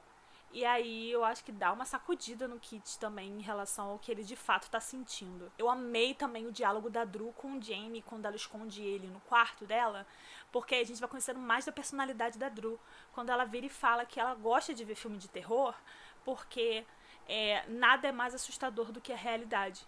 E nos filmes de terror ela vê aquelas coisas que são de fato assustadoras, mas ela sabe que são atores e que vai acabar o filme, eles vão de volta pra sua vida. Mas a realidade deles não é assim, a realidade do Caçador de Sombra. A vida deles é aquela, é assustadora o tempo todo. Então é divertido saber quando é de faz de conta. E eu fiquei chocada com a forma dela de enxergar as coisas. Eu adoro a Dru. Aquela cena do Mark, do Kieran e da Cristina dançando também, um trocando de par com o outro. O Mark beija a Cristina, né, finalmente. E aí rola toda aquela situação, esse triângulo aí que tá virando alguma outra coisa, porque os sentimentos estão fluindo por todas as partes. A cena do Ty acordando o Kit e ele descobrir uma passagem direto pra Cornualha, e eles vão juntos lá e colocam uma mensagem escondida. A Annabelle, na verdade, o Ty faz uma carta, né, redige uma carta e esconde lá pra Annabelle pra ver se ela vai encontrar. É uma maneira dela tentar ajudar, né, o Julian e a Emma. Outra cena muito babadeira é logo depois, quando o Julian e a Emma vão até a igreja pra tentar encontrar a Annabelle, e eles acabam, na verdade, isso foi uma armadilha da Annabelle, ela sabia que ele ia atrás, eles iam atrás dela, e ela tinha pedido pra não irem, que ela ia se esconder com um volume negro. E aí tem um demônio lá esperando, porque na verdade a igreja, ela era um lugar sagrado, até que tanta coisa ruim aconteceu ali, né, porque foi aonde o Malcolm foi e ressuscitou a Annabelle, e ela foi e matou ele, então teve muito sangue ali, e virou meio que um portal ruim, né, então onde demônios se concentram, né, atrai energias ruins, então eles acabam tendo aquele confronto ali, lutando contra o demônio. E como foi a cena, né, deles queimando a igreja juntos, que cena intensa, quando a Emma e o Julian juntos vão fazendo a runa na parede para poder queimar, destruir o poder que as runas dos dois juntos agora têm por causa da maldição. E a cena da Cristina seguindo o Kieran também, que sai escondido lá do instituto, ela vai atrás dele e vê aquela cena dele conversando com o Adaun, né, que é o irmão dele mais novo, e passando para ele que perguntando, né, se ele toparia ser o rei Ancili, porque as coisas estão acontecendo ali pra, né, o rei morra e tudo mais, né, e eles queriam botar, a rainha Ancili queria botar o Kieran, mas o Kieran não queria botar o Adaun, o irmão dele. E aí aparece o Eric, o irmão malvado dele, e ele vê a Cristina e coloca uma faca no pescoço da Cristina e vai matar a Cristina ali, né, no meio daquela confusão bem acalorada. O Kieran vai e ele mata o Eric pra salvar a Cristina, ele mata o irmão. E aí ferrou de vez, porque se ele já era considerado traidor por causa do Yarlat, agora que ele matou o príncipe favorito, o irmão dele, o príncipe favorito pra virar rei, sabe? Ele agora é mais considerado traidor ainda, surreal, ele coloca totalmente a vida dele em risco ali por causa disso. Mas uma informação importante de toda essa conversa é que o Eric vira e fala que o rei Ancili mandou os 7 cavaleiros pra Terra depois de muito tempo. São cavaleiros lendários, né, esses 7, que existem desde a própria existência do mundo. Ninguém nunca matou um cavaleiro, nunca. É tipo Nazgûl de Senhor dos Anéis, sabe? Só que agora eles estão todos atrás dos Blackthorn para tentar conseguir o volume negro, ou seja, toda a família está em perigo. Só que a maioria deles está dentro do instituto, fora o Julian, né, que tá com a Emma lá na Cornualha, mas agora Liv, Ty e Kit saíram do instituto. Eles foram procurar os ingredientes pro feitiço, então eles estão em perigo. E é nisso que quando Ty, Liv e Kit estão voltando pro instituto, 3 dos cavaleiros aparecem. E a coisa tá braba, porque não dá pra lutar com eles. E aí o Mark, Magnus e os outros ficam desesperados tentando encontrar uma maneira de encontrar Ty, Liv e Drew, porque eles não estão usando as roupas deles, não estão usando nada, eles estão usando tudo emprestado, porque as coisas deles ficaram todas em Los Angeles quando eles fugiram correndo pra não serem assassinados pela tropa nem pelo Malcolm. E aí o Mark fica desesperado e acaba usando o presente que o Gwyn deu pra Diana, uma bolota dessas de fada pra convocar ele. Ele usa e pede esse favor pro Gwyn, pedindo por favor que ele encontre eles e ajude eles a chegar em casa, já que ele ajudou o Kieran, foi lá e fez o que o Gwen queria que ele fizesse. E aí a gente volta pra Idris, quando Diana conversa com a Gia Penhallow, né, que é a consuleza, sobre todas as coisas que eles viram, sobre a tropa e tudo mais, né, e sobre aquela área lá que não funcionam as marcas. Ela explica que já foi passado pelo Kieran que isso era coisa do rei Ancile,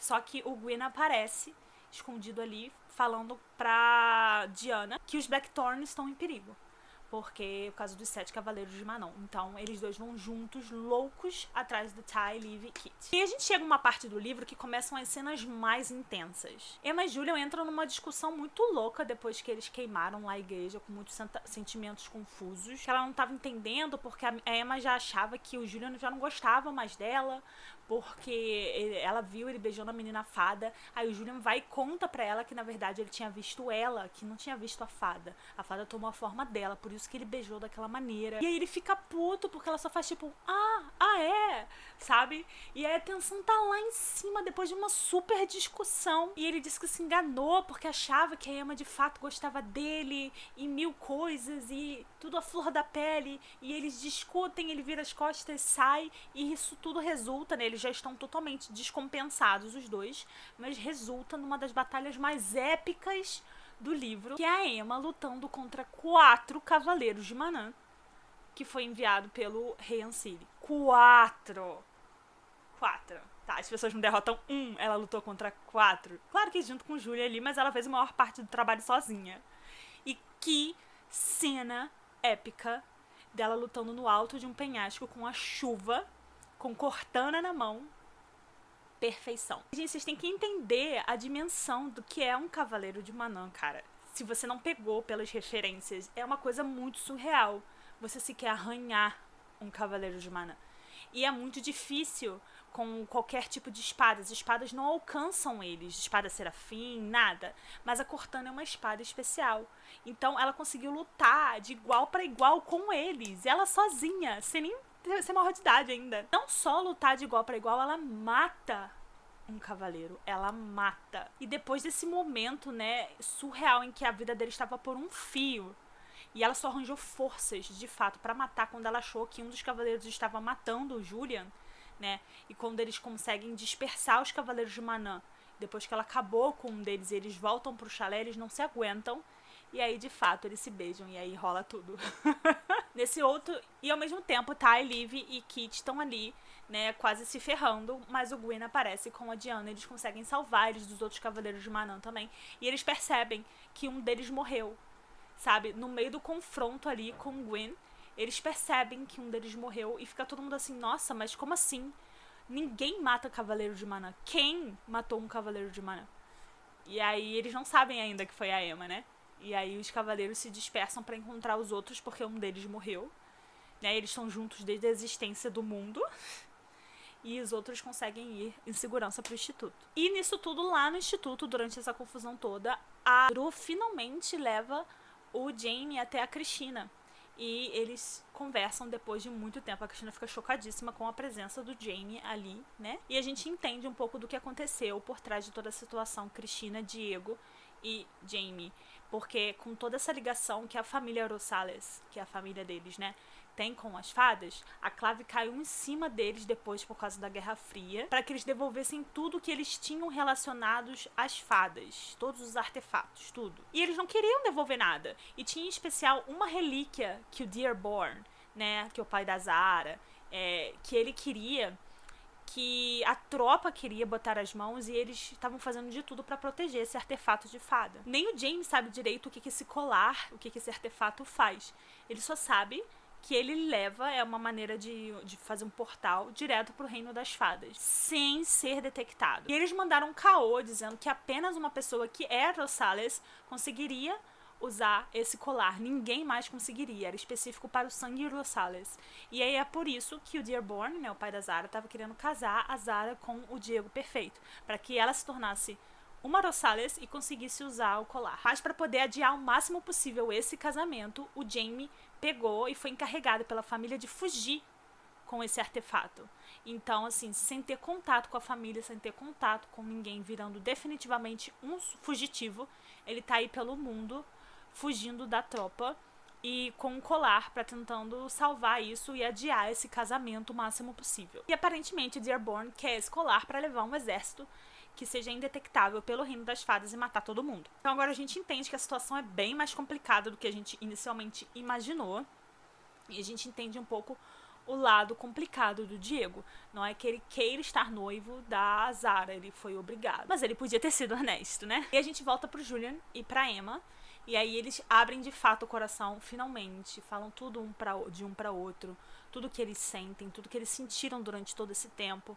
E é muito difícil agora pro Julian se manter afastado da Emma, tentar refrear tudo que ele estava tentando antes, é impossível. E eles conversam que eles não podem sequer tentar pensar em usar o feitiço da rainha, né? A rainha Ciri deu pro Julian, né, a informação de como que faria, né?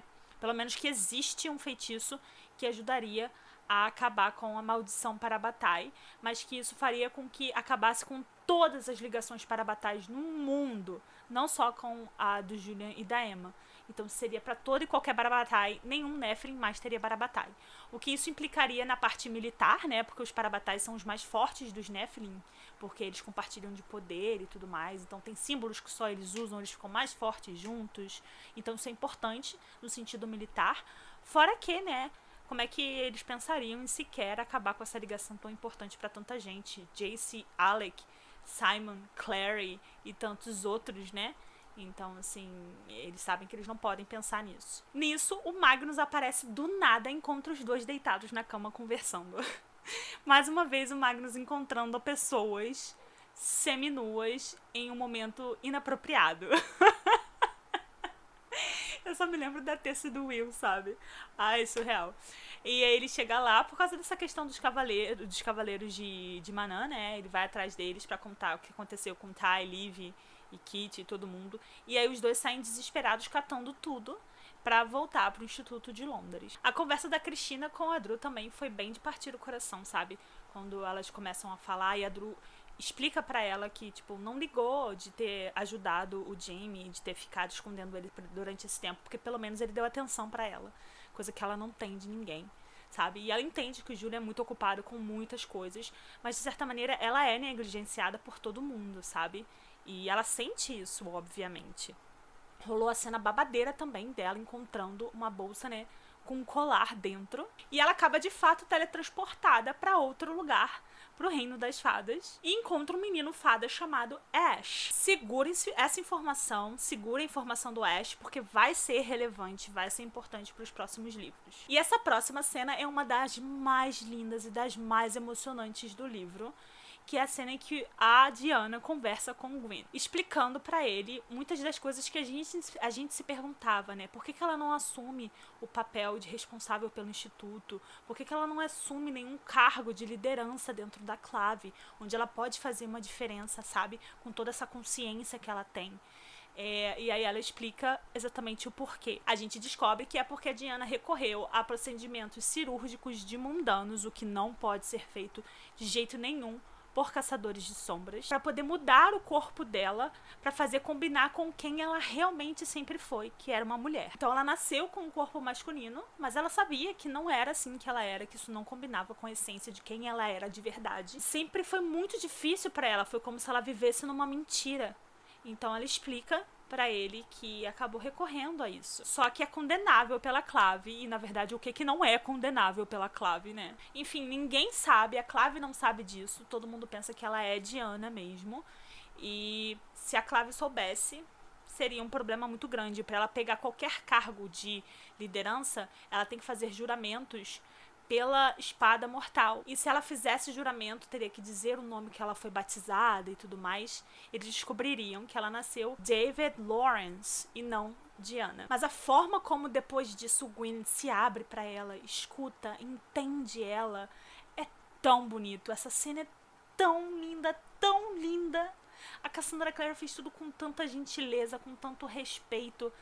Eu tô com vontade de chorar, real, porque a representatividade nesses livros é uma das coisas mais lindas. Eu fico muito, muito, muito feliz pela Cassandra Clare tá pensando realmente numa maneira de incluir todo mundo, todas as histórias, todas as coisas que ela puder, ela tá incluindo nos livros. E isso é tão lindo, saber que as pessoas estão se sentindo representadas, sabe? Que elas estão aparecendo nas histórias que elas gostam, nas histórias que elas leem, no universo de heróis e de personagens incríveis. É tão bom quando a gente se sente representado, quando a gente se sente, de certa maneira, fazendo um pouquinho parte da história, quando a nossa essência aparece, assim, um pouquinho em outro personagem. E isso é tão, tão importante. Então, nossa, eu fico muito feliz, muito feliz. E quando Julian e Emma finalmente voltam pra Londres, rola aquela conversa do Julian com o Mark, em que eles finalmente conversam sobre tudo, sobre a situação com a Emma.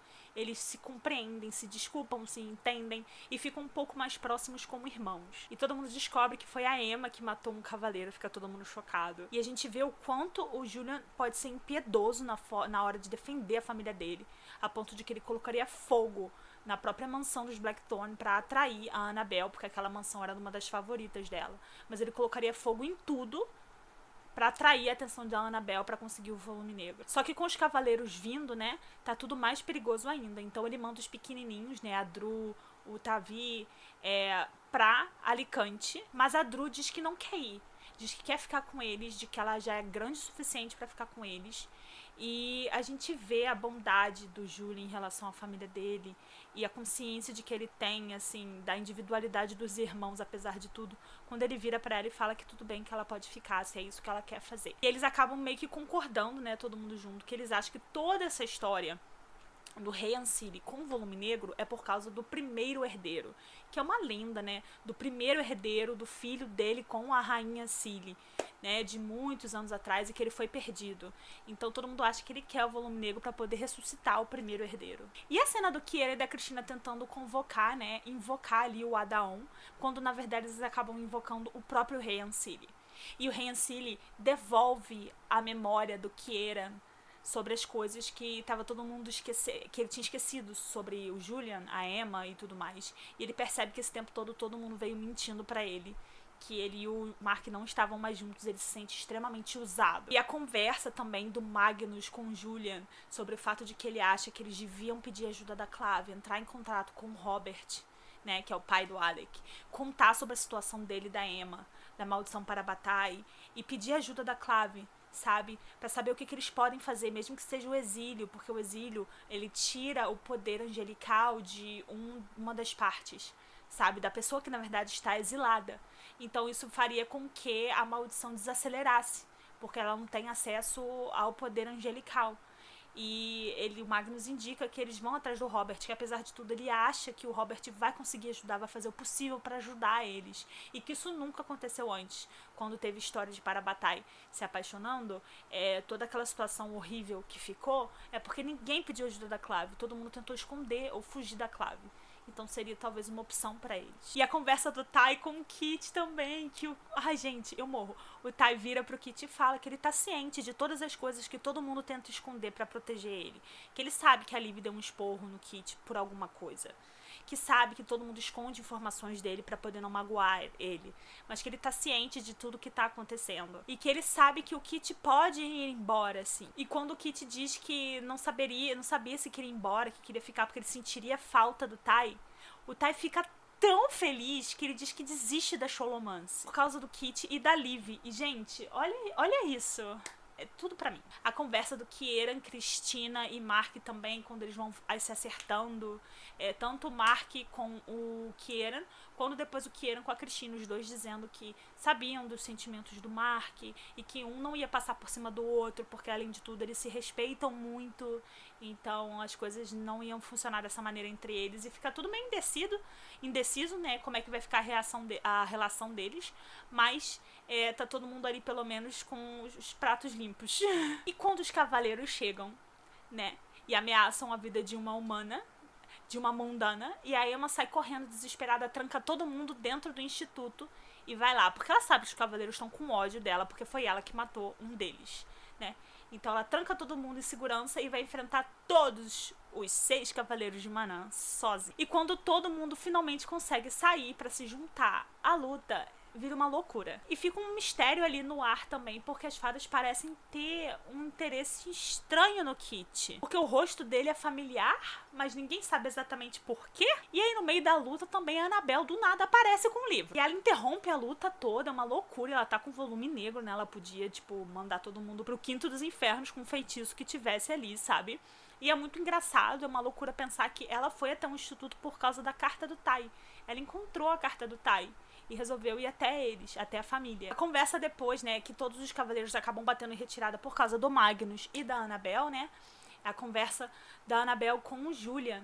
Gente, o Julian tentando manipular ela ali pra ajudar, pra ir lá conversar com a Clave, ir com o volume negro, que eles vão proteger ela, que eles sabem de tudo que ela passou, mas que ele não vai deixar ela passar por tudo aquilo, aquela tortura de novo, que ela vai fazer com que eles escutem ela, eles querem que ela vá até lá pra mostrar pra Clave que foi ela que matou o Malcolm e não a Zara, sabe, pra descredibilizar totalmente a Zara.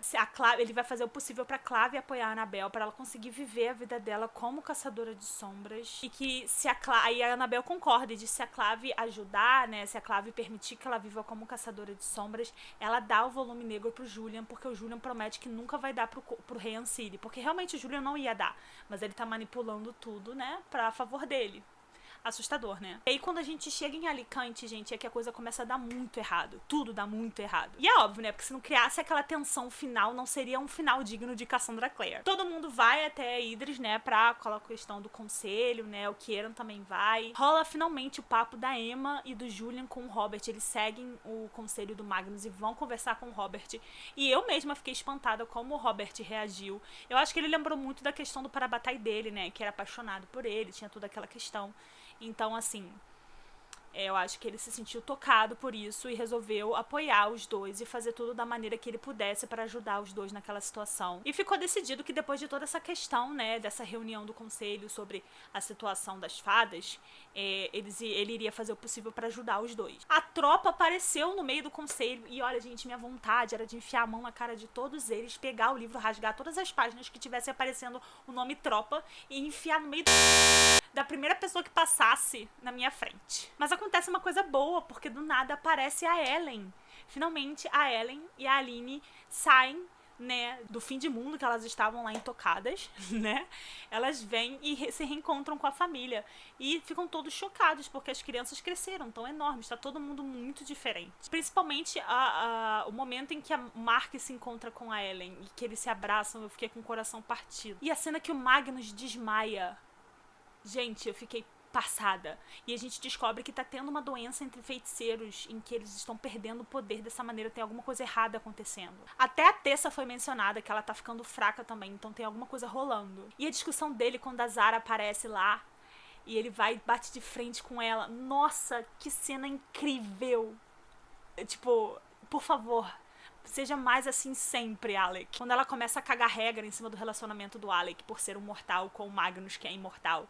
E ele fala 1000 coisas extremamente perfeitas. Uma lição de moral perfeita. E a gente vê a evolução do personagem desde os Instrumentos Mortais. Vocês lembram dele nos Instrumentos Mortais? A gente queria matar ele. Em vários momentos a gente falava, Alec, por favor, seu insuportávelzinho, sabe? E olha como ele amadureceu, como ele ficou incrível. Eu amo uma evolução de personagem. Só que as coisas começam a dar muito errado por causa disso, porque o Magnus desmaiou. E uma das partes da promessa do Julian pra Annabelle era que o Magnus ia ficar do lado dela, protegendo ela durante esse tempo todo, sabe? Durante a reunião do conselho. Só que nesse meio tempo, então, a Annabelle não tem ninguém do lado dela. Né? Ninguém que tinha sido prometido a estar com ela ali está. E depois de tudo que ela sofreu com a Clave, faz muito sentido esse medo. E aí, de fato, ela é convocada, mesmo assim ela vai, começa a testemunhar, tem muita onda de ódio ali em volta, né, do pessoal da tropa, e ela começa a falar sobre toda essa questão aí, de que não foi a Zara, de que foi ela que matou o Malcolm. A tropa cai em cima dela, tacando coisa da plateia, gritando, e ela foi obrigada a testemunhar com a espada mortal, que nem ela tinha sido torturada da outra vez. E é tudo demais pra ela, sabe? O Julian fica ali tentando ajudar, tentando falar, os Blackthorn também, mas tem uma onda de ódio muito grande, todo mundo xingando e falando coisas horríveis pra ela, e ela ali super indefesa, sabe, morrendo de medo. Rola uma confusão generalizada, o Robert sobe pra chegar a se aproximar mais ainda da Annabelle pra tentar acalmar ela, porque ele também tá vendo o que a tropa tá fazendo propositalmente. Só que a Annabelle ali já não tava muito bem. Imagina, ela tinha ficado meio doida depois de tanto tempo presa ali, enterrada viva, sabe, com o feitiço do Malcolm e todas as coisas que já tinham acontecido. Ela já tava morrendo de medo. E ela tava ali, uma caçadora de sombras, né, com uma espada gigante na mão. E aí ela meio que reage quando o Robert tenta se aproximar. E ela mata o Robert. Assim, ali, na frente de todo mundo, ela atravessa a espada no Robert. No pai do Alec, né? E a coisa toda piora mais ainda, né? Porque aí todo mundo cai mais ainda em cima dela. A Consoleza vai correndo pra tentar salvar o Robert, mas já é tarde demais. A multidão fica ensandecida com a morte do Robert, né? Que é o Inquisidor. O Julian sai correndo pra tentar se aproximar da Annabelle, mas ele tá sem arma, tá desarmado. A Emma pula desesperada atrás dele, tentando chegar até ele no meio da confusão. E aí a Liv vai correndo também pra tentar se aproximar, pra dar uma arma pro Julian, porque ela vê que o Julian tá chegando perto dela e ele não tem arma nenhuma, e ela tá enlouquecida com uma espada mortal na mão. E quando a Liv se aproxima pra jogar uma espada pro Julian, a Annabelle ensandecida vira e mata a Liv. E, gente, o choro é livre! Cara, sério, eu chorei muito a primeira vez que eu li. E eu chorei de novo agora, relendo. Eu não consigo não chorar com essa cena da morte da Liv. A dor do Julian, o grito dele, a dor dos Blackthorn, o momento que o Ty percebe que alguma coisa aconteceu, ele simplesmente desmaia. Ele desmaia, ele nem consegue enxergar a plataforma, ele só sente no coração dele a morte da Liv e ele desmaia. E todo mundo gritando, e a confusão, e o Robert morto ali também. Olha, gente, essa cena final é... E a gente tem as últimas palavras da Liv, as últimas coisas que ela diz antes de morrer, que é o nome do irmão. Ela fala, Tai, Tai. Cara, a Cassandra Clare não tem... Ela não tem piedade da gente. Ela não quer saber do seu sofrimento. Ela não quer saber se você é cardíaco. Ela não quer. Cara, essa cena, ela é horrorosa. Horrorosa. Tipo, acabou com a minha sanidade. Eu fiquei tão mal. E o pior é que o começo de Rainha é pior ainda. Porque a repercussão disso tudo. Então, assim, a dor é muito real. Eu tô, assim... até agora extremamente irritada. E, cara, os Blackthorn, eles já sofreram muito, eles já sofreram demais, eles já perderam tanta gente, sabe? Eles já perderam tanta gente, eles já passaram por tanta coisa. E as coisas que a Liv disse pro Julian antes, sabe? Que ela queria ser ele, que ela ia trabalhar pra ser uma pessoa boa, responsável, onde outras pessoas poderiam se apoiar da mesma maneira que ele é. E ela não vai ter um futuro. Ai, Cassandra... Judite! A Liv merecia uma vida, Judite! Sério, eu acho que eu nunca vou perdoar a Cassandra Clare por essa morte. Eu acho que essa é uma morte que eu não perdoo. No meio dessa confusão toda, né, a Cristina acaba conversando com o Diego. Eles percebem que, de fato, não vai mais rolar nada entre eles. E a Cristina tinha pedido, na verdade, um favor pro Diego antes, né? Pedindo se as coisas dessem errado durante a reunião, né, da Clave, que ele levasse o Kieran em segurança pra algum outro lugar, porque ela tinha certeza que eles iam atrás do Kieran, iam querer, a tropa, né, iria fazer coisas ruins com o Kieran, ainda mais que ele é um príncipe da corte Ancili, né, então com essa confusão toda foi isso que o Diego fez, ele foi atrás do Kieran e levou ele embora. Na verdade, levou ele lá pra Cholomance, né, então a gente é deixado no meio desse caos, né, com essas mortes e com essas perdas. E a última parte do livro é essa. Mas a alma, o espírito que a tornava livre, não estava mais lá. Era algo que se fora para um lugar distante e intocável. Mesmo enquanto Julian corria as mãos pelo cabelo dela repetidas vezes e implorava para que ela acordasse e olhasse para ele só mais uma vez. Lá no alto do salão do conselho, o relógio dourado começou a badalar as horas.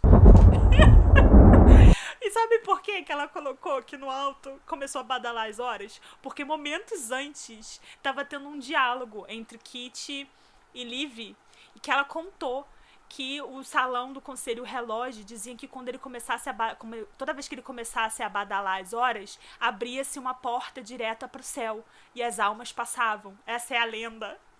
E aí o relógio começou a badalar pra receber a Liv, pra receber o Robert. Olha, vocês se preparem, porque Rainha do Ar e da Escuridão é pior. O começo do livro é nosso fim. E tudo foi pro escambalho, sabe? Porque assim, o Robert morreu, ele ia ajudar a Emma e o Julian. Quem vai ajudar eles agora? Sabe? Ele morreu. Quem vai ajudar a deter a maldição para a batalha? Quem? Sabe? Entenderam? É isso. Esse livro aqui, ele tem uma cena extra que foi deletada, que é uma cena do Julian e da Emma na ponte onde geralmente o Jamie e a Tessa se encontravam. Uma cena meio romantiquinha, na verdade meio tristezinha ali. Mas enfim, somos deixados assim, sofrendo dessa maneira. E depois de horas conversando, eu quero que vocês me digam o que vocês acharam desse livro. Eu sou completamente apaixonada por essa trilogia, como eu já falei diversas vezes pra vocês. Eu gosto muito desse livro. Eu acho que, na real, O Senhor das Sombras é o meu livro favorito da trilogia, apesar de eu gostar muito de Dama da Meia-Noite. Porque acontecem muito mais coisas, sabe? Mais emoção. E as coisas de fato desenrolam um pouco mais rápido. Eu gosto muito desse livro.